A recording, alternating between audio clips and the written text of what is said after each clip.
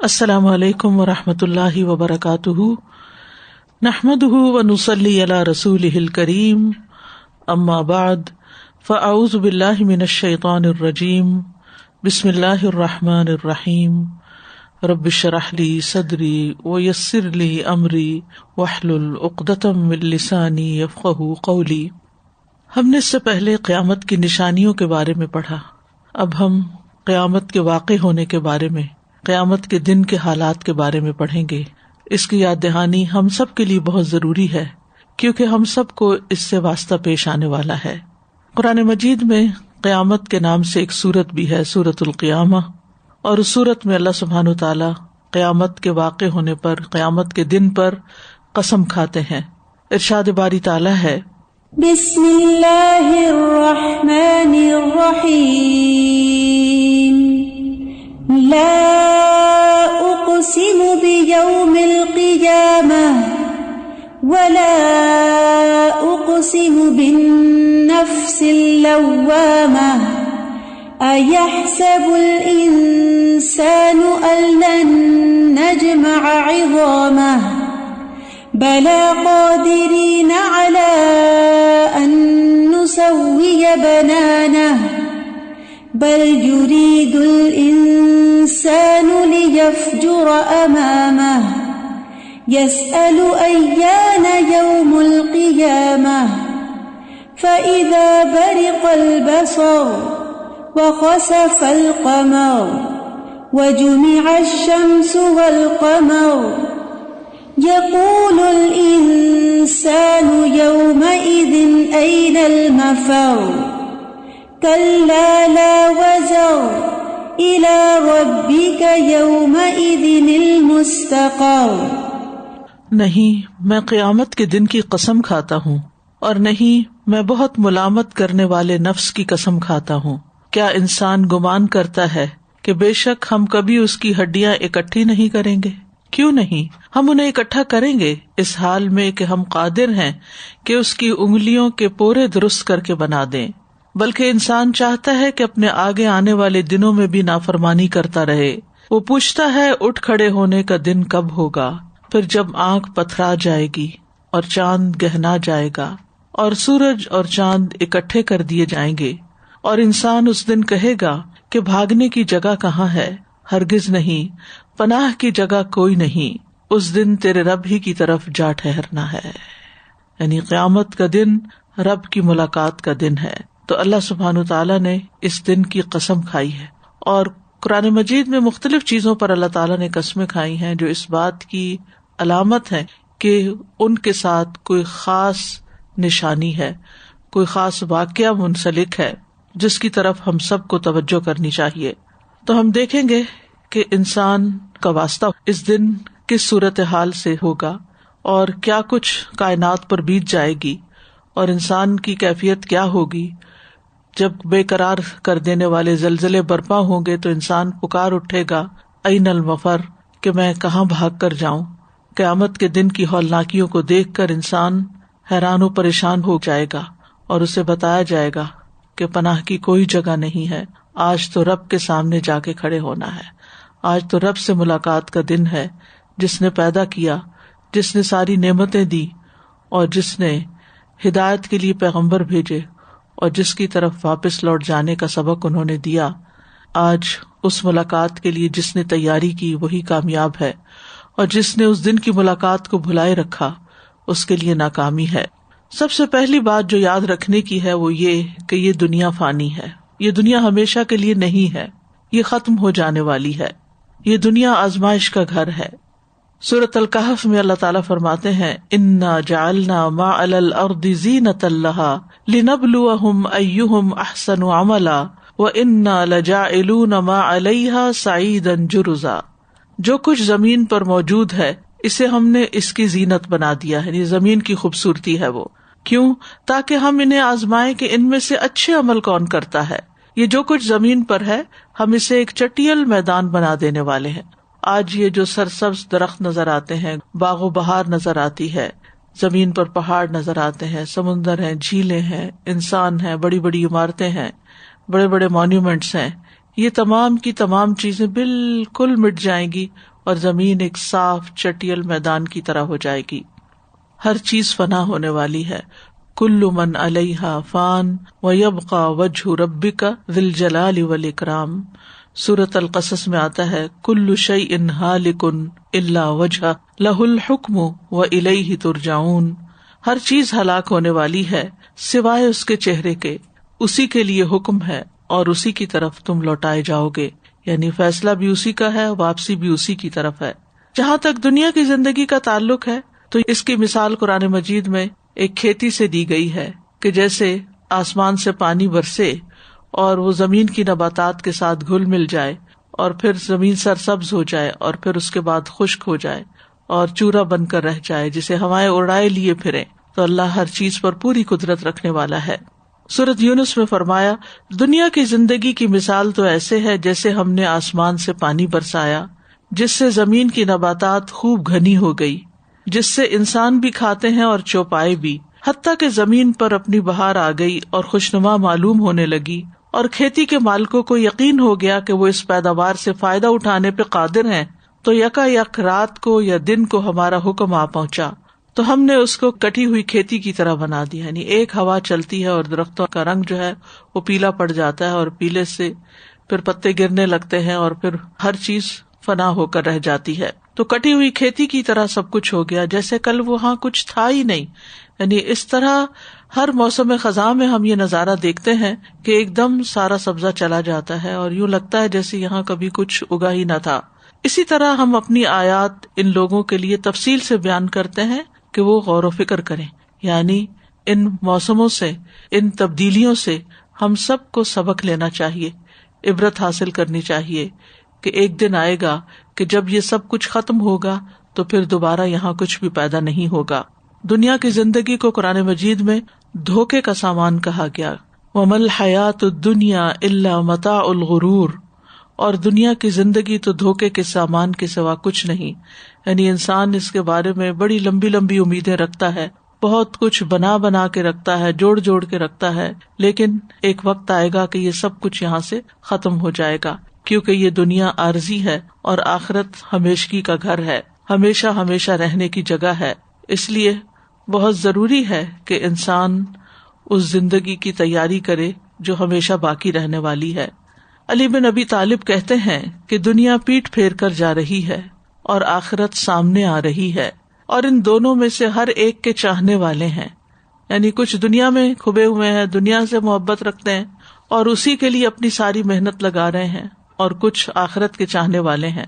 بس تم آخرت کے چاہنے والے بنو، دنیا کے چاہنے والے نہ بنو، کیونکہ آج تو عمل کا موقع ہے اور حساب نہیں ہے، اور کل حساب ہوگا اور عمل کا موقع باقی نہیں رہے گا. فضیل بن ایاز کہتے ہیں اگر دنیا سونے کی ہوتی، گولڈ کی، جس کے لیے فنا ہو جانا ہوتا، اور آخرت مٹی کی ٹھیکریوں کی ہوتی جس کو باقی رہنا ہوتا، تو ہمیں چاہیے کہ اس فنا ہونے والے سونے کی بجائے باقی رہنے والی ٹھیکریوں کو اختیار کر لیں. لیکن اب تو معاملہ بالکل ہی برعکس ہے. دنیا تو ایک ٹھیکری جیسی بھی نہیں ہے، مچھر کے پر برابر بھی نہیں ہے، اور آخرت ہمیشہ باقی رہنے والی ہے. اور اس کے ساتھ ساتھ اگر انسان جنت میں جاتا ہے تو وہ کہیں زیادہ قیمتی ہے. تو اس لیے عقل مند انسان وہی ہے جو باقی رہنے والی کو ترجیح دے، اور اس میں بھی جو قیمتی ہے اس کو. تو اللہ سبحانہ وتعالیٰ نے جب سے یہ دنیا بنائی اس وقت سے اس کے خاتمے کا وقت بھی مقرر کر دیا. جیسے ہر پیدا ہونے والی مخلوق کے خاتمے کا ایک وقت ہے، اسی طرح اس پوری دنیا کے خاتمے کا بھی ایک وقت مقرر ہے. اور جب وہ خاتمہ ہوگا تو قیامت کا آغاز ہو جائے گا. یعنی یہ بساط لپیٹ دی جائے گی اور ایک نئی کھل جائے گی، زمین و آسمان میں تبدیلی آ جائے گی. سورۃ ابراہیم میں آتا ہے یوم تبدل الارض غیر الارض والسماوات وبرزوا للہ الواحد القہار. جس دن یہ زمین اور زمین سے بدل دی جائے گی، یعنی زمین کا نقشہ بدل جائے گا اور سب آسمان بھی، یعنی ان کا بھی رنگ اور حالت تبدیل ہو جائے گی، اور لوگ اللہ کے سامنے پیش ہوں گے جو اکیلا اور بڑا زبردست ہے. تبدیلی ویسے بھی انسان کے اوپر بڑی بھاری ہوتی ہے. آپ دیکھیں کہ جب ایک روشن دن کے بعد اچانک سیاہ بادل آ جائیں، زمین پہ اندھیرا آ جائے تو دل میں گھبراہٹ پیدا ہو جاتی ہے. یا اسی طرح انسان کا گزر کسی ایسی جگہ پر ہو جو پہلے آباد تھی اور پھر ویران ہو جائے تو انسان کے لیے بڑی پریشان کن صورتحال ہوتی ہے.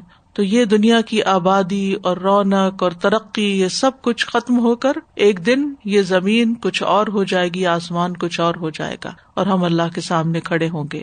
یہ ہولناک تبدیلیاں جو ہیں پوری کائنات میں واقع ہوں گی. وہ دن جس میں یہ تبدیلی شروع ہوگی زمین و آسمان پر بھاری دن ہوگا, یعنی یہ آسان نہیں, یہ بڑا مشکل وقت ہوگا. سورۃ الاعراف میں آتا ہے یسألونک عن الساعۃ ایان مرساہا قل انما علمها عند ربی لا یجلیہا لوقتها الا هو ثقلت فی السماوات والارض لا تأتیکم الا بغتہ یسألونک کأنک حفی عنہا قل انما علمها عند اللہ ولکن اکثر الناس لا یعلمون. وہ آپ سے قیامت کے بارے میں پوچھتے ہیں کہ اس کا قیام کب ہوگا. کہہ دیجئے اس کا علم تو میرے رب ہی کے پاس ہے, اسے اس کے وقت پر اس کے سوا کوئی ظاہر نہیں کرے گا. یعنی اس کا علم نہ کسی مقرب فرشتے کو ہے, نہ کسی نبی کو ہے, نہ کسی جن کو ہے, کسی انسان کو نہیں. وہ صرف اللہ کو پتا ہے کہ کس دن وہ وقت آنا ہے. ہاں, تم اس بارے میں پوچھنے کی بجائے کہ کب آئے گا, یہ دیکھو کہ اس دن پھر ہوگا کیا. وہ دن آسمان و زمین میں بھاری واقع ہوگا, یعنی وہ تبدیلی جو ہے بہت بھاری ہوگی. پھر یہ کہ اچانک ہوگی, اچانک, جس کے لیے انسان پریپیئرڈ نہیں ہوگا. آپ سے پوچھتے ہیں جیسے آپ اس کے بارے میں خوب تحقیق کرنے والے ہیں. کہہ دیجئے اس کا علم تو اللہ ہی کے پاس ہے مگر اکثر لوگ جانتے نہیں ہیں. اس دن کو یوم عظیم بھی کہا گیا کہ یہ بہت بڑا دن ہوگا, یہ عام دنوں کی طرح نہیں ہوگا. الا یظن اولئک انہم مبعوثون لیوم عظیم یوم یقوم الناس لرب العالمین. کیا یہ لوگ یقین نہیں رکھتے کہ بے شک وہ اٹھائے جانے والے ہیں ایک بڑے دن کے لیے جس دن لوگ رب العالمین کے لیے کھڑے ہوں گے. یہ دن دہشت ناک ہوگا, تلخ دن ہوگا, یعنی انسان خوف زدہ ہوگا اس میں. بل الساعۃ موعدہم والساعۃ ادہیٰ وامر. بلکہ قیامت ان کے وعدے کا وقت ہے اور قیامت زیادہ بڑی مصیبت اور زیادہ کڑوی ہے. یعنی وہ دن آسان دن نہیں, ایک مشکل دن ہے, سنگین حادثات کا دن ہوگا. القارعہ ملقارعہ وما ادراک ملقارعہ. وہ کھٹکھٹانے والی, کیا ہے کھٹکھٹانے والی, اور تجھے کس چیز نے معلوم کرا دیا کہ وہ کھٹکھٹانے والی کیا ہے. جب تیز آندھی چلتی ہے تو کبھی آپ نے آوازیں سنی ہوگی کہ پتے آپس میں ٹکراتے ہیں یا برتن جا گرتے ہیں یا بعض اوقات عمارتوں میں ٹوٹ پوٹ ہوتی ہے. تو وہ جو شور ہوتا ہے, وہ آپس میں چیزیں جو ٹکرا رہی ہوتی ہیں وہ کھٹکھٹانے والی. تو یہ ایک چھوٹے پیمانے پر دنیا میں ہوتا ہے, یعنی تیز ہوا چلے یا کوئی زلزلہ آندھی آئے تو چیزیں آپس میں ٹکرانے لگتی ہیں جو قریب قریب ہوتی ہیں, ایک دوسرے پہ گرنے لگتی ہیں, درخت گر جاتے ہیں. تو آپ خود سوچئے کہ پھر ہر چیز ہی جب ٹکرا جائے گی اور ٹوٹ پوٹ جائے گی, ریزہ ریزہ ہو جائے گی, تو کیسا شور ہوگا اور کیسی آفت ہوگی. پھر یہ مصیبت ہر طرف چھا جائے گی, ہر چیز کو ڈھانپ لے گی. ابھی دنیا میں جب کوئی زلزلہ آتا ہے یا کوئی آندھی ٹورنیڈو وغیرہ ہوتا ہے تو وہ ایک مخصوص ایریا میں ہوتا ہے, ساری زمین پر نہیں ہوتا. لیکن سوچئے کہ یہ زمین کے مشرق و مغرب سے لے کے پوری زمین کے اوپر چھا جائے گی. فَإِذَا جَاءَتِ الطَّامَّةُ الْكُبْرَى يَوْمَ يَتَذَكَّرُ الْإِنسَانُ مَا سَعَى. پھر جب وہ ہر چیز پہ چھا جانے والی سب سے بڑی مصیبت آ جائے گی جس دن انسان یاد کرے گا جو اس نے کوشش کی. پھر یہ کہ اس کا شر ہر طرف پھیلا ہوا ہوگا. یوفون بالنذر ویخافون یوما کان شرہ مستطیرا. جو اپنی نظر پوری کرتے ہیں اور اس دن سے ڈرتے ہیں, یعنی نیک لوگ, جس کی مصیبت بہت زیادہ پھیلی ہوئی ہوگی. یعنی جدھر دیکھو ایک ہی منظر ہوگا. اس کو یوم عقیم بھی کہا گیا ہے, بانجھ کر دینے والا دن, یعنی جس میں کوئی خیر نہیں, یعنی کچھ اس میں سے نکلنے والا نہیں. بچوں کو بوڑھا کر دینے والا دن ہے. فَكَيْفَ تَتَّقُونَ إِن كَفَرْتُمْ يَوْمًا يَجْعَلُ الْوِلْدَانَ شِيبًا السَّمَاءُ مُنْفَطِرٌ بِهِ كَانَ وَعْدُهُ مَفْعُولًا. پھر تم کیسے بچو گے اگر تم نے کفر کیا اس دن سے جو بچوں کو بوڑھا کر دے گا. اتنا لمبا دن ہوگا اور غم اور دکھ کے مارے بوڑھے ہو جائیں گے. اس میں آسمان پھٹ جانے والا ہے, اس کا وعدہ ہمیشہ پورا ہو کر رہنے والا ہے. یہ وہ دن ہوگا جس میں حاملہ عورتیں اپنے حمل گرا دیں گی. یا ایھا الناس اتقوا ربکم ان زلزلۃ الساعۃ شیء عظیم یوم ترونها تذہل کل مرضعۃ عما ارضعت وتضع کل ذات حمل حملها وترى الناس سکارى وما هم بسکارا ولکن عذاب اللہ شدید. لوگوں اپنے رب سے ڈرتے رہو، بے شک قیامت کا زلزلہ بڑی ہولناک چیز ہے. جس دن تم اسے دیکھو گے ہر دودھ پلانے والی اس سے غافل ہو جائے گی جسے اس نے دودھ پلایا، یعنی ماں اپنے بچے کو بھول جائے گی. ہر حمل والی اپنا حمل گرا دے گی اور آپ لوگوں کو نشے میں دیکھیں گے، یعنی ان کے ہوش مارے جائیں گے جس قسم کی صورتحال چاروں طرف نظر آ رہی ہوگی.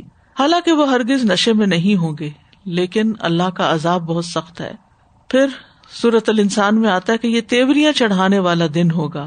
انا نخاف من ربنا یوما عبوسا قمطریرا. ہم اپنے رب سے اس دن سے ڈرتے ہیں جو بہت منہ بنانے والا، سخت تیوری چڑھانے والا دن ہوگا. بس اللہ انہیں اس دن کی مصیبت سے بچا لے گا اور انہیں انوکھی تازگی اور خوشی عطا فرمائے گا. یعنی جو لوگ نیک عمل کرنے والے ہوں گے ان کے لیے اس دن خوشخبری ہوگی. اس دن کی شدت سے دل پلٹ جائیں گے. یخافون یوما تتقلب فیہ القلوب والابصار. اللہ کے بندے اس دن سے ڈرتے ہیں جس میں دل اور آنکھیں الٹ جائیں گی، دل کانپیں گے، آنکھیں جھک جائیں گی. یوم ترجف الراجفہ تتبعها الرادفہ قلوب یومئذ واجفہ ابصارها خاشعہ. جس دن ہلا ڈالے گا سخت ہلانے والا زلزلہ، اس کے بعد ہی پیچھے آنے والا زلزلہ آئے گا، یعنی زلزلے پر زلزلہ آئے گا. دنیا میں تو ابھی یہ ہوتا ہے کہ ایک زلزلہ آتا ہے پھر ٹھہر جاتا ہے، کتنا بھی بڑا زلزلہ ہو لیکن تھوڑی دیر کے بعد، کچھ زلزلے چند سیکنڈز کے بعد اور کچھ منٹ کے بعد وہ رک جاتے ہیں. لیکن یہ زلزلے جب تک ہر چیز کو ختم نہیں کر دیں گے رکیں گے نہیں. کئی دل اس دن دھڑکنے والے ہوں گے، ان کی آنکھیں جھکی ہوئی ہوں گی. پھر یہ دن اور اس کے اندر کی چیخ پکار کانوں کو بہرا کر دے گی، نہیں اتنا شور ہوگا. فَإِذَا جَاءَتِ الصَّاخَّةُ. جب کانوں کو بہرا کرنے والی قیامت آ جائے گی، کلیجے منہ کو آ جائیں گے. وَأَنذِرْهُمْ يَوْمَ الْآزِفَةِ إِذِ الْقُلُوبُ لَدَى الْحَنَاجِرِ كَاظِمِينَ. اور انہیں قریب آنے والی گھڑی کے دن سے ڈراؤ جب غم کے مارے کلیجے منہ کو آئیں گے. وہ کیوں کہ ہم دنیا میں کچھ اچھا کام کر لیتے، آج کے دن کی تیاری کرتے. اس دن انسان جائے پناہ ڈھونڈے گا اور کہے گا این المفر، کہاں بھاگ کر جاؤں. لیکن اس دن کوئی پناہ کی جگہ نہ ہوگی. استجیبوا لربکم من قبل ان یأتی یوم لا مرد له من اللہ ما لکم من ملجأ یومئذ وما لکم من نکیر. لوگوں اپنے رب کی دعوت کو بھول کر لو، اپنے رب کی بات مان لو اس سے پہلے کہ وہ دن آ جائے جس کے ٹلنے کی اللہ کی طرف سے کوئی صورت نہیں. دنیا میں تو کوئی مصیبت آتی، آندھی آتی، طوفان آتا ہے، زلزلہ آتا ہے، یعنی بڑی سے بڑی آفت، موتیں واقع ہو جاتی ہیں، بلڈنگز گر جاتی ہیں، زمین میں لوگ دھنس جاتے ہیں. لیکن پھر اس کے بعد کیا ہوتا ہے؟ پھر زندگی رواں دواں ہو جاتی ہے. پھر کچھ عرصے کے بعد لوگ ان حادثوں کو بھول جاتے ہیں. لیکن وہاں وہ ٹلے گی نہیں آفت جب تک ہر ایک اپنے انجام کو نہ پہنچ جائے. اس دن تمہارے لیے کوئی جائے پناہ نہ ہوگی اور نہ تمہارے لیے انکار کی کوئی صورت ہوگی. نہیں، جو تمہیں دیا جائے گا وہی تمہیں قبول کرنا ہوگا. کسی کا مکر و فریب اس دن کسی کام نہیں آئے گا. دنیا میں تو انسان اپنے کسی مصیبت سے بچنے کے لیے کچھ چالیں چل لیتا ہے، کچھ لوگوں سے مدد لے لیتا ہے، لیکن وہاں ایسا نہ ہوگا. یوم لا یغنی عنہم کیدہم شیئا ولا ہم ینصرون. جس دن نہ ان کی چال ان کے کسی کام آئے گی اور نہ ان کی مدد کی جائے گی. کوئی عہدہ اور منصب کام نہ آئے گا. یوم لا ینفع مال ولا بنون الا من اتی اللہ بقلب سلیم. جس دن نہ کوئی مال فائدہ دے گا نہ بیٹے، مگر جو اللہ کے پاس سلامتی والا دل لے کر آیا. کوئی رشتہ کام نہ آئے گا، نہ بیٹا باپ کو، نہ باپ بیٹے کو، کوئی کسی کے کام نہ آئے گا. یا ایھا الناس اتقوا ربکم واخشوا یوما لا یجزی والد عن ولدہ ولا مولود هو جاز عن والدہ شیئا ان وعد اللہ حق فلا تغرنکم الحیاۃ الدنیا ولا یغرنکم باللہ الغرور. اے لوگو اپنے رب سے ڈرو اور اس دن سے ڈرو کہ نہ باپ اپنے بیٹے کے کام آئے گا اور نہ کوئی بیٹا ہی ایسا ہوگا جو اپنے باپ کے کسی کام آنے والا ہو. یقیناً اللہ کا وعدہ سچ ہے. تو کہیں دنیا کی زندگی تمہیں دھوکے میں نہ ڈال دے اور کہیں وہ دغا باز اللہ کے بارے میں تمہیں دھوکا نہ دے جائے. لہذا ہم سب کو اس بات کا احساس ہونا چاہیے کہ وہ دن ایسا دن ہے کہ جس دن انسان کو بس اس کے اپنے ہی عمل کام آئیں گے اور وہی فائدہ ہوگا جو اس نے اپنے لیے کمایا. باقی اس کی اولاد ہو یا اس کے مال ہو، اگر ان کو نیکی کے راستے میں لگایا تو وہ صدقہ جاریہ بن کے فائدہ دیں گے. ورنہ ویسے اگر کوئی کسی مشکل میں پھنس گیا، کسی مصیبت میں آ گیا، کوئی بھی ساتھ دینے والا نہ ہوگا. السلام علیکم. میں کہتی آج کل جو حالات ہیں اس کو سمجھنے میں بہت آسانی ہے کہ ساری دنیا میں ایک ساتھ اللہ تعالیٰ نے جو بھیج دی وبا، اور جب کوئی بیمار ہو جائے ہاسپٹل جاتے ہیں تو کوئی ان کے ساتھ نہیں جا سکتا، وہ اکیلے ہوتے ہیں. تو اس بات کو اچھی طرح سے سمجھ آ سکتی ہے. یہ وبا کوئی ایسی دل دہلا دینے والی اس طرح نہیں ہے کہ کوئی سامنے سے مصیبت آ رہی ہو، لیکن ایک غیر محسوس اور خاموش مصیبت ہے، یہ چھپی ہوئی، پتہ بھی نہیں چلتا، اور اس کا نتیجہ یہ کہ انسان بالکل تنہا رہ جاتا ہے، کہ کوئی بھی ساتھ نہیں دیتا. اور یہ ہمارے سامنے لوگ جو مر کے جاتے ہیں قبروں میں اکیلے، کوئی بھی ساتھ نہیں ہوتا، اندھیری راتیں اور ورنوں مٹی کے نیچے دبے ہوئے ہوتے ہیں. ہمارے لیے پتہ نہیں کتنے دن اس زمین کے اوپر ہیں. تو جو لوگ اوپر رہ کے کچھ کر لیتے ہیں وہ اندر جا کے بھی پھر خوشحال ہوتے ہیں، لیکن جو اوپر رہ کے اللہ کو بھولے رہے اور اس دن کو بھولے رہے اور اس کی تیاری نہ کرے. تیاری کرنے کا مطلب ایک تو یہ کہ نیک عمل کریں، اور ایک یہ کہ نیک عمل اللہ کی رضا کے لیے کریں، یعنی کہ اس دن کی تیاری کے لیے کریں. استاذہ جو بھی آپ نے حدیث بیان فرمائی، آخرت ٹھیکری کی طرح سے بھی ہو تو اس کو بھی لے لیں، لیکن دنیا میں تو ہم بالکل الٹ دیکھتے ہیں استاذہ جی، جو جلدی ملنے والی چیز ہے اسی کے لیے جاتے ہیں. ٹھیکری برابر بھی ہو تو لے لیتے ہیں وہ. جی بالکل، کہ شارٹ ٹرم میں جو چیز جس کا فائدہ زیادہ جلدی نظر آ رہا ہو اس کو ہم جلدی سے گراب کرتے ہیں. استاذہ مجھے یہ ہو رہا ہے کہ نیک عمل تو کر رہے ہیں، لیکن سب سے بڑی فکر کی بات یہ کہ اسے ضائع نہ کر دیں. ضائع کرنا ایسا ہے جیسے کہ جمع بھی کر رہے ہیں پھر یہاں سے ضائع ہوتا چلا جا رہا، اور وچ از ہڈن، نظر نہیں آ رہا. ریاکاری سے، احسان جتا کے، اذیت دے کے، اس پہ فخر کر کے، غیبت کر کے، ہاں غیبت کر کے، دوسروں کا حق مار کے، کسی پہ ظلم کر کے. ون سائڈ حسنات اور دوسری سائڈ پہ سارا کچھ. اسی لیے انسان کسی وقت بھی امن اور چین سے نہیں رہ سکتا کہ میں نے بہت کچھ کر لیا، یہ نہیں پتا کہ جمع کتنا کیا اور اڑا کتنا دیا. پہلے تو یہ بات ہے کہ ہماری پلاننگیں اتنی لمبی ہیں، دنیا کی پلاننگز، کہ وہ کہیں ختم ہونے کو نہیں آ رہی، اور اپنی خواہشات کی تکمیل جو ہے وہ اتنی زیادہ ہے کہ اگر کسی کو کہہ دیتے ہیں یا خود اپنے آپ کو بھی سمجھاتے ہیں کہ اس پہ صبر کر جاؤ، کوئی بات نہیں، اگر کسی نے تمہیں کچھ کہہ دیا ہے یا کوئی بات ہو گئی ہے، یہ دنیا کے لیے ہے خالی. اور دوسرا یہ کہ دنیا کا سامان جو ہے اس میں ہم کسی حد پہ نہیں رکتے کہ یہ اتنا ہمارے لیے کافی ہے کہ اس پہ قناعت کر جائیں. مزید بنانے پہ دوڑ پڑتے ہیں، پھر اس کو مزید بڑھانے پہ، مزید بڑھانے پہ، تو آخرت کے لیے پھر کچھ بچتا ہی نہیں، نہ وقت بچتا نہ مال بچتا ہے.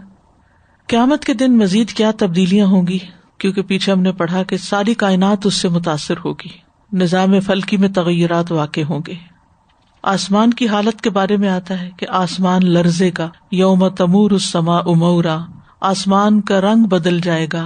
فَإِذَا انشَقَّتِ السَّمَاءُ فَكَانَتْ وَرْدَةً كَالدِّهَانِ، جب آسمان پھٹے گا تو سرخ چمڑے کی طرح گلابی ہو جائے گا. سورۃ انفطار میں آتا ہے اذا السماء انفطرت، جب آسمان پھٹ جائے گا. الفرقان میں آتا ہے وَيَوْمَ تَشَقَّقُ السَّمَاءُ بِالْغَمَامِ وَنُزِّلَ الْمَلَائِكَةُ تَنزِيلًا، جس دن آسمان بادل کے ساتھ پھٹ جائے گا اور فرشتے اتارے جائیں گے، لگاتار اتارا جانا. آسمان دروازے دروازے ہو جائے گا. سورۃ النبا میں آتا ہے وَفُتِحَتِ السَّمَاءُ فَكَانَتْ أَبْوَابًا، اور آسمان کھولا جائے گا تو وہ دروازے دروازے ہو جائے گا. آسمان کی کھال اتار دی جائے گی. وَإِذَا السَّمَاءُ كُشِطَتْ، آسمان پگھلے ہوئے تانبے کی طرح ہو جائے گا. یوم تکون السماء کالمہل، آسمان میں دھواں ہوگا. فارتقب یوم تأتی السماء بدخان مبین، انتظار کرو جس دن آسمان ظاہر دھواں لائے گا، آسمان سے آگ برسے گی. رسول اللہ صلی اللہ علیہ وسلم نے فرمایا قیامت کے دن جب لوگوں کو اٹھایا جائے گا تو آسمان گویا ان پہ آگ برسا رہا ہوگا، کیونکہ سورج بھی بہت قریب آ جائے گا اور شدید ہولناک منظر ہوگا.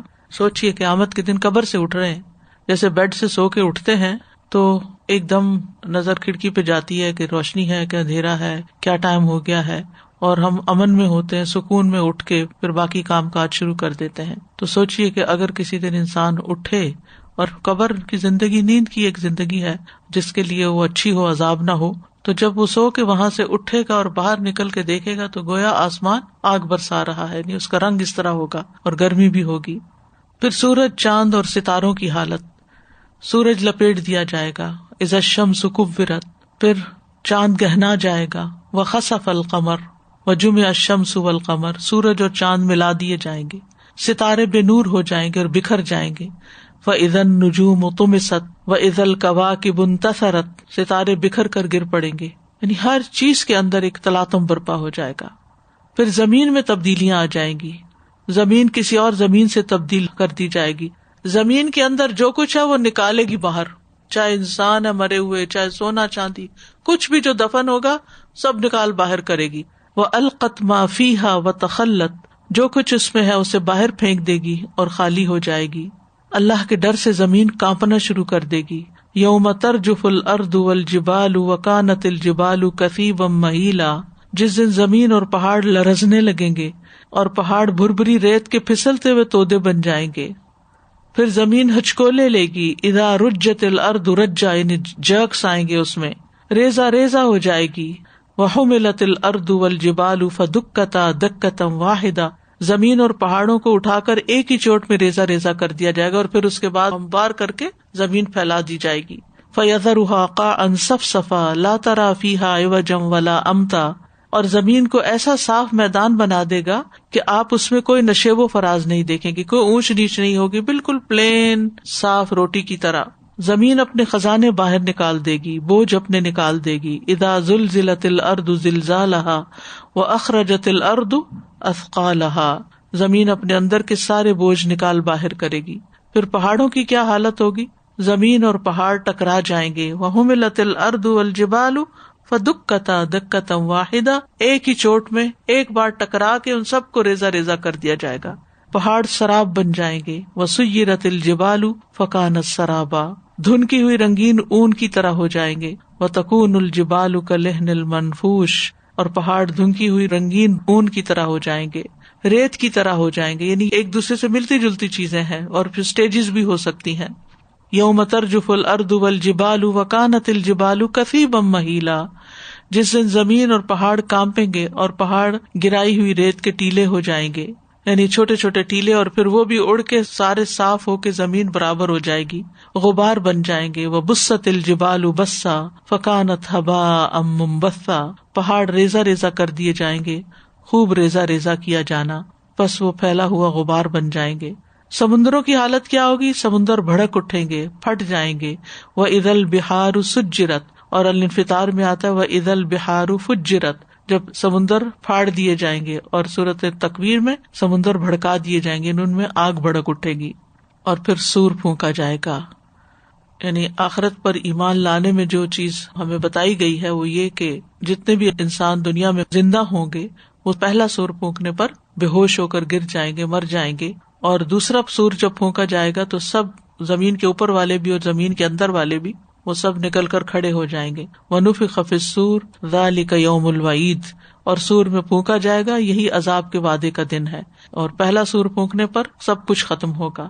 اور سور کے بارے میں آتا ہے کہ یہ بدترین لوگوں پر پھونکا جائے گا. اس وقت زمین پر کوئی اللہ کا نام لینے والا نہیں ہوگا، اور جو بھی سنے گا وہ ایک طرف گردن کو جھکا دے گا، یعنی گردنیں ٹیڑھی ہو جائیں گی، کوئی بھی زندہ نہیں رہے گا. اور سور کے لیے جو لفظ آتا ہے وہ ناقور بھی آتا ہے. فَإِذَا نُقِرَ فِي النَّاقُورِ، جب سور میں پھونک مار دی جائے گی. مجاہد کہتے ہیں کہ سور ایک چمڑے کی پھونکنی کی طرح ہے. عبداللہ بن عمر کہتے ہیں ایک دیہاتی نے پوچھا اللہ کے رسول سور کیا ہے؟ آپ نے فرمایا یہ ایک سینگ ہے جس میں قیامت کے دن پھونک ماری جائے گی، جیسے ہارن ہوتا ہے اس طرح اس میں پھونک ماری جائے گی. اور پھونک کے لیے نفخ کا لفظ آتا ہے، ذا نفخ فی الصور، اور نفخ کا مطلب ہوتا ہے کسی چیز میں پھونک مارنا. اور نفخ الروح بھی کہتے ہیں، یعنی جسم میں روح کا پھونکا جانا، جیسے جب بچہ ماں کے پیٹ میں ہوتا ہے تو فرشتہ آ کے روح پھونکتا ہے. منفاخ دھونکنی کو کہتے ہیں اور اس کی جمع منافیخ ہوتی ہے. نفخ جو ہے یہ مطلب ہوا کو دھکیلنا پھونک مار کے، تو یہ مخصوص وقت میں مخصوص فرشتے کی طرف سے ایک مخصوص پھونک ہے، یعنی ایک خاص فرشتہ اس کام پر متعین ہے جس کو صاحب السور کہا جاتا ہے.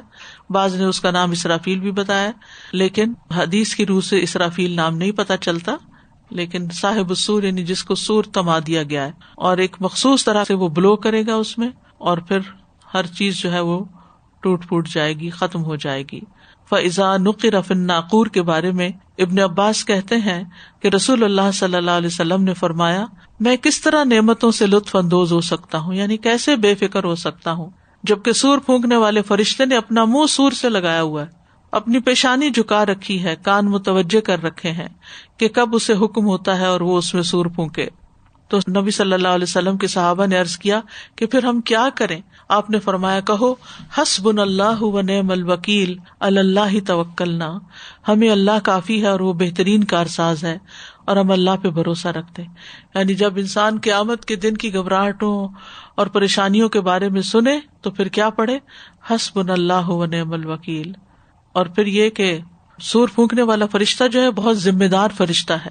رسول اللہ صلی اللہ علیہ وسلم نے فرمایا سور پھونکنے والے فرشتے کو جب سے یہ ذمہ داری دی گئی ہے تب سے وہ تیار حالت میں اپنی آنکھیں عرش کی طرف لگائے ہوئے ہے، اس بات سے ڈرتے ہوئے کہ کہیں حکم ملنے سے پیشتر اس کی نگاہ ادھر ادھر نہ ہو جائے، گویا کہ اس کی آنکھیں 2 روشن ستارے ہیں. یعنی وہ اتنا متوجہ ہے، ادھر ادھر بھی نہیں دیکھتا، صرف اس ڈر سے کہ کہیں مجھے حکم ملے اور میرا دھیان کہیں اور ہو.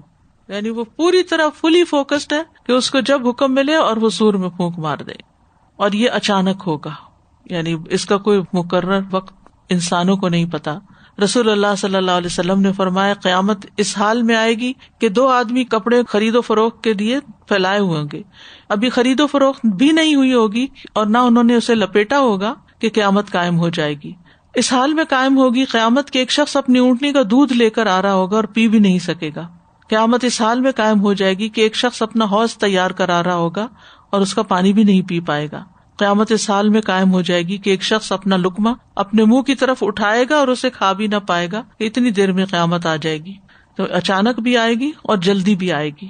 اور جمعہ کے دن سور پھونکا جائے گا اور بے ہوشی طاری کی جائے گی. نبی صلی اللہ علیہ وسلم لوگوں کو وقتاً فوقتاً اس کے بارے میں آگاہ کرتے تھے، خبردار کرتے تھے. سنن ترمذی کی روایت ہے، ابی ابن کعب کہتے ہیں جب رات کا 1/3 حصہ گزر جاتا، یعنی 1/3 نکل جاتا، تو رسول اللہ صلی اللہ علیہ وسلم اٹھ کھڑے ہوتے اور فرماتے لوگو اللہ کو یاد کرو، اللہ کو یاد کرو، سور کا وقت آ گیا ہے. پھر اس کے بعد دوسری مرتبہ بھی پھونکا جائے گا، موت اپنے پیش آنے والے حالات کے ساتھ آ پہنچی ہے. تو اس حدیث سے واضح ہو جاتا ہے کہ ایک دفعہ پھونکا جائے گا تو لوگ بے ہوش ہو جائیں گے اور پھر دوسری دفعہ دوبارہ پھونکا جائے گا. اور سور پھونکنے والا فرشتہ جو اپنے پیدائش کے دن سے سور منہ میں لے کے بیٹھا ہے. یہ پھر تہجد کے وقت یعنی بگننگ ہوگی. اس حدیث میں آیا نا کہ نبی صلی اللہ علیہ وسلم رات کے آخری حصے میں اٹھتے اور کہتے لوگوں. نہیں، اس کا یہ مطلب نہیں کہ تہجد کے وقت سور پھونکا جائے گا. اس کا مطلب یہ ہے کہ دن تو دن رات میں بھی آپ اس کی یاد دہانی کرواتے تھے. لیکن ہماری زندگیوں میں اس کی یاد دہانی کہاں ہے کہ ہم اپنے بچوں کو یاد کروائیں، خود یاد کریں کہ ایک دن ایسا بھی آئے گا. قرآن مجید میں 2 دفعہ سور پھونکنے کا ذکر ہے، یعنی پہلا نفخہ اور دوسرا نفخہ. اور پہلا نفخہ زندوں کو مارنے کے لیے اور دوسرا مردوں کو زندہ کرنے کے لیے ہے. پہلے نفخے کی کیفیت کیا ہوگی؟ دہشت اور خوف کے لیے جو پھونک ماری جائے گی یہ قیامت کے دن کے آ جانے کی ابتدا ہوگی اور اس وقت سخت ہولناک قسم کا منظر ہوگا. پہلے سور کے پھونکتے ہی زمین اور آسمان میں تباہی مچ جائے گی، ہر چیز متاثر ہو جائے گی، جو زندہ ہے، ستارے، چاند، سورج، درخت، پہاڑ، پتھر، ہر چیز ہل کر رہ جائے گی. یعنی کوئی چیز ایسی نہیں ہوگی جو اس سے متاثر نہ ہو. یعنی اللہ تعالیٰ پہاڑوں کو چلا دیں گے جو بادلوں کی طرح گزر رہے ہوں گے، پھر زمین پہ زلزلے آ جائیں گے، جیسے کوئی کشتی سمندر میں ڈالی جائے اور وہ ڈول رہی ہو، یعنی کہ جرکس لگ رہے ہیں اس کو اور ادھر ادھر ہو رہی ہو کہ کہیں سنک نہ ہو جائے. انسان ہو، شیطان ہو، فرشتے ہوں، سب پر وہ دن بھاری ہوگا. جیسا کہ سورۃ الحاقہ میں آتا ہے فَإِذَا نُفِخَ فِي الصُّورِ نفخة واحدة وحملت الارض والجبال فدكتا دكة واحدة فيومئذ وقعت الواقعة وانشقت السماء فهي يومئذ واهية والملك على ارجائها ويحمل عرش ربك فوقهم يومئذ ثمانية. جب سور میں ایک دفعہ پھونک ماری جائے گی، ایک پھونک، سوچئے کتنی قوت کی پھونک ہوگی، اور زمین اور پہاڑوں کو اٹھا کر ایک ہی چوٹ میں ریزہ ریزہ کر دیں گے. ایک دن یہ واقعہ پیش آ جائے گا، اس کی کیفیت کیا ہے یہ اللہ ہی بہتر جانتا ہے. اور آسمان پھٹ جائے گا اور اس کی بندش ڈھیلی پڑ جائے گی، فرشتے اس کے کناروں پر ہوں گے اور 8 فرشتے آپ کے رب کا عرش اپنے اوپر اٹھائے ہوئے ہوں گے. اور پھر چیخ بھی ہوگی، ما ينظرون الا صيحة واحدة تأخذهم وهم يخصمون فلا يستطيعون توصية ولا الى اهلهم يرجعون ونفخ في الصور فإذا هم من الأجداث الى ربهم ينسلون وہ انتظار نہیں کر رہے مگر ایک چیخ کا جو انہیں پکڑ لے گی جبکہ وہ جھگڑ رہے ہوں گے. یعنی یہ زندوں کا حال ہے. پھر وہ کسی وصیت کی طاقت نہیں رکھیں گے، نہ اپنے گھر والوں کی طرف واپس لوٹیں گے.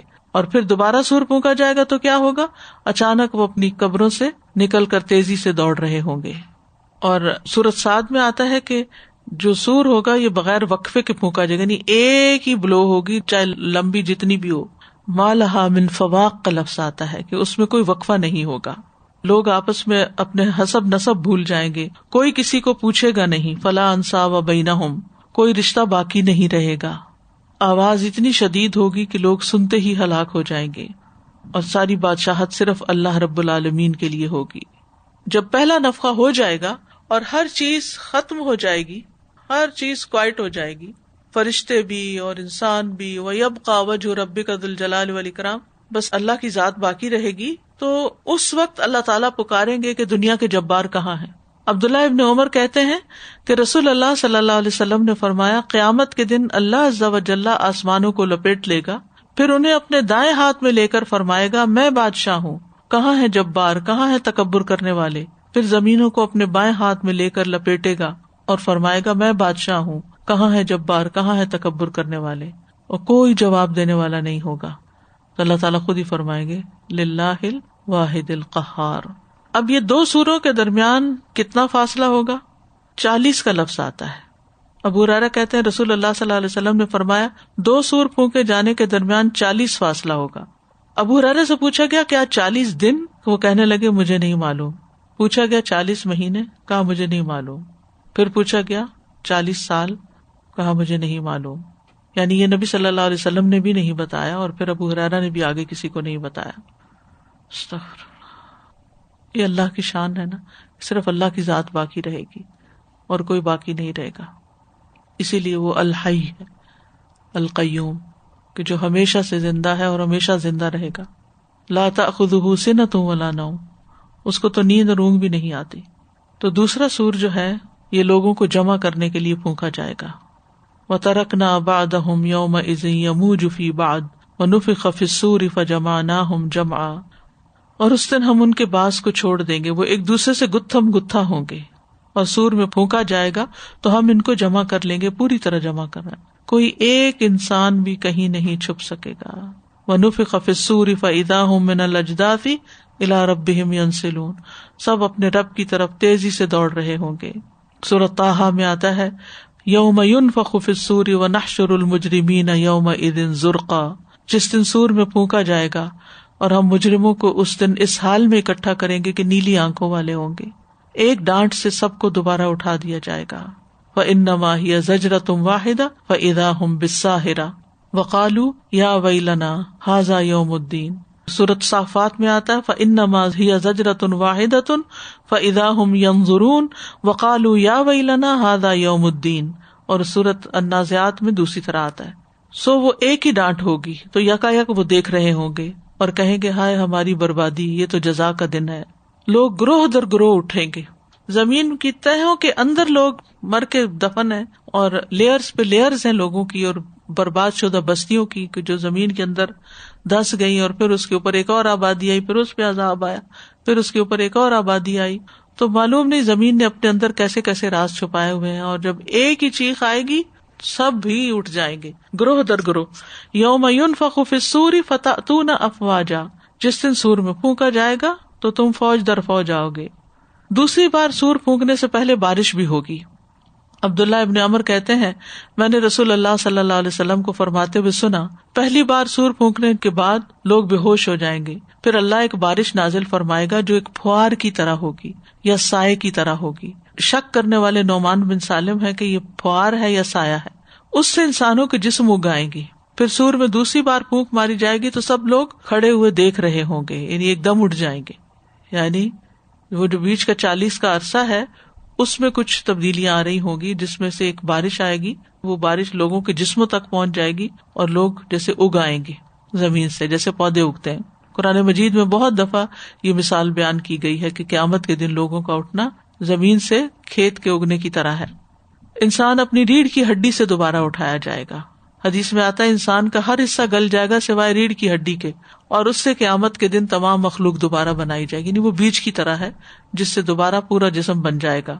سب سے پہلے ہوش میں آنے والے رسول اللہ صلی اللہ علیہ وسلم نے فرمایا دوسری بار سور پھونکنے کے بعد سب سے پہلے سر اٹھانے والوں میں سے میں ہوں گا، یعنی نبی صلی اللہ علیہ وسلم سب سے پہلے اٹھیں گے. میں دیکھوں گا کہ موسیٰ اس وقت عرش سے لگے کھڑے ہوں گے. میں نہیں جانتا کہ وہ پہلے ہی اس طرح ہوں گے یا سور پھونکے جانے کے بعد ہوش میں آ گئے ہوں گے. سب سے پہلے نبی صلی اللہ علیہ وسلم کی قبر شق ہوگی. نبی صلی اللہ علیہ وسلم نے فرمایا قیامت کے دن میں ہی تمام اولاد آدم کا سردار ہوں گا.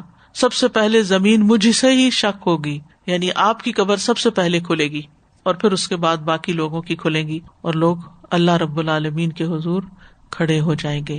تو یہ ہے قیامت کے دن کا وہ نقشہ جو قرآن میں بیان کیا گیا ہے. یہ باتیں ہم نے قرآن کی تعلیم کے دوران بھی پڑھی، احادیث میں پڑھی، عقیدے میں پڑھی، بہت دفعہ ہم پڑھ چکے ہیں. ان سب کو ایک جگہ اکٹھا کر کے اس وقت بیان کرنے کا مقصد کیا ہے کہ ہم اپنا سفر دیکھیں کہ ہم کہاں ہوں گے. یہ سب کچھ کیا دیکھنے کے لیے ہم تیار ہیں؟ اس دن کی ہم نے تیاری کر رکھی ہے یا نہیں؟ اس دن کا غم ہے یا نہیں؟ اس دن کی فکر ہے یا نہیں؟ جب بالکل تنہا ہوں گے اور اکیلے چھوڑ دیے جائیں گے اور ہر ایک کو اپنے اپنی فکر پڑی ہوئی ہوگی. تو اللہ سبحانہ تعالیٰ ہمیں اس کی تیاری کرنے کی توفیق عطا فرمائے. اصل مقصد یہ ہے ریمائنڈر کا، یاد دہانی کا. استاذہ جیسے بھی آپ نے فرمایا نا کہ بچوں کو بتانا چاہیے، تو استاذہ مجھے یاد ہے جب ہم چھوٹے تھے ہمیں بہت زیادہ ایک ایک بات پہ، جیسے بچے اگر کسی چیز کے لیے بھی لڑ رہے ہیں تو ضرور یہ کہا جاتا تھا کہ سب کچھ اتھے ہی رہ جانا ہے. اور ایک لفظ بہت زیادہ بزرگ خواتین بولتی تھی، رہے گا اللہ دا نام، کہ اللہ کا نام رہے گا. تو اب جو ہے میں دیکھتی ہوں کہ ہم لوگ اب مائیں یہ جملے کہاں بولتی ہیں. تربیت میں آخرت کی یاد بہت بڑا کردار ادا کرتی ہے. ہم ان کو ان کی دنیا سے ڈراتے رہتے ہیں، تم پڑھو گے نہیں تو تمہاری نوکری نہیں ہوگی، تو تمہاری شادی نہیں ہوگی، تو تمہارا کیا بنے گا. اور ہمارا حقیقی غم بھی بچوں کی دنیا ہی ہے، ان کی آخرت کیا ہوگی وہ ہمارا غم نہیں ہے. جبکہ ہمیں یہ غم لگانے کی ضرورت ہے کہ یہ اگر نماز نہیں پڑھتے یا حجاب نہیں کرتے یا دین کے شرائع پہ عمل نہیں کرتے تو ان کی آخرت کا بنے گا کیا. اس چیز کی فکر لگنی چاہیے ہم کو کہ بچے وہ نہیں کرتے، پوچھتے نہیں ہیں یا یہ وہ نا.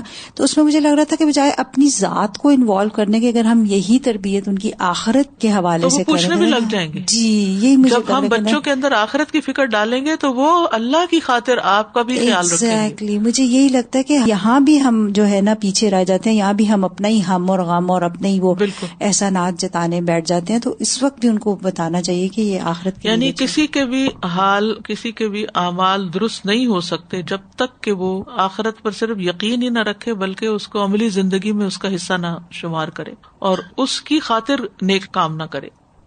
مجھے خیال آ رہا تھا کہ اللہ سبحانہ تعالیٰ کی کتنی حکمت ہے.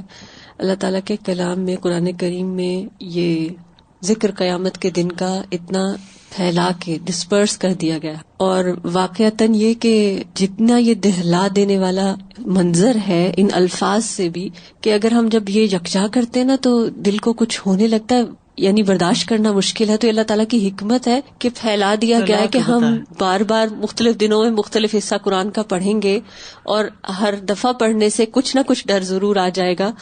ورنہ یہ کہ اتنا اوور پاورنگ ہے کہ ایک جگہ ایک ساتھ اگر ہم یہ سب کچھ امیجن کرنے لگ جائیں تو پتہ نہیں یہاں سے اٹھنا مشکل ہو جائے.